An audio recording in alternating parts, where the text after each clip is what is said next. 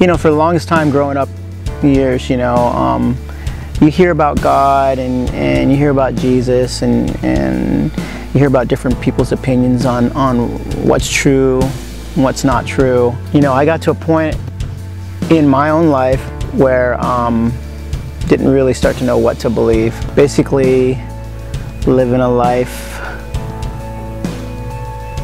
godless.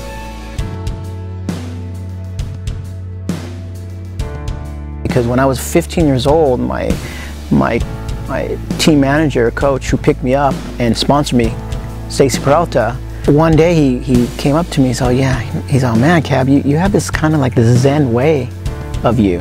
The way you approach life. I started reading up on Zen and Taoism, and I kind of understood what he meant.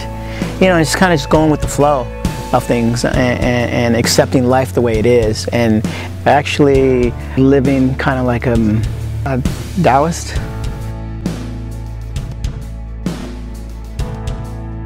That philosophy is all self-realization, self-worth, self-motivation, self-help, and that's why I was attracted to it, because I was always searching for something to better my life.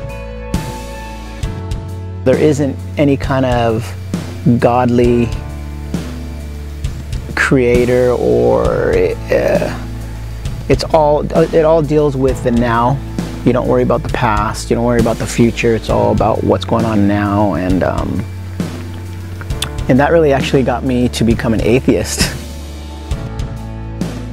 I remember having some arguments and discussions with Lance Mountain, because he's been a godly man ever since I've known him, and telling him, yeah, I don't believe in God. I was like, oh, you know, God is for people who are weak and people who are in need of something to believe in.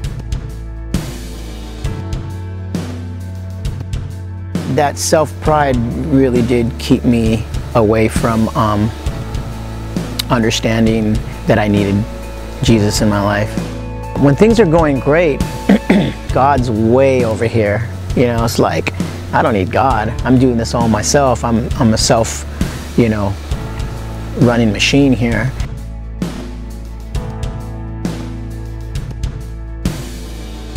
The one thing about Zen and Taoism is I would always read these things like, you know, so-and-so was enlightened, one day you will be enlightened. And I always thought, after reading these books for like 7 years, I'm like, man, I have not been enlightened yet. Like, where does this enlightenment come from?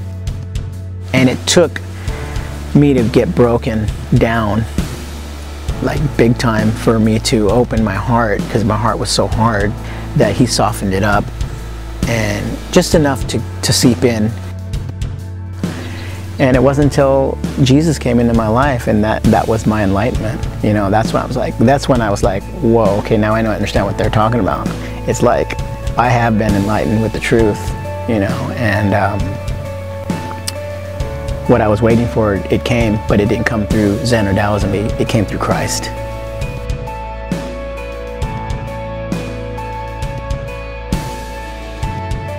I think the rebelliousness of skateboarding, punk rock, goes hand in hand with Christianity.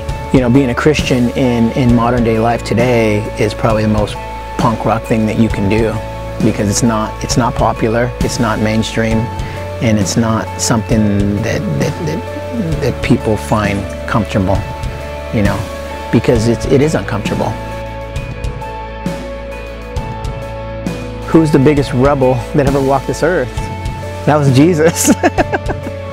You know what I'm saying? Like, he went against everybody.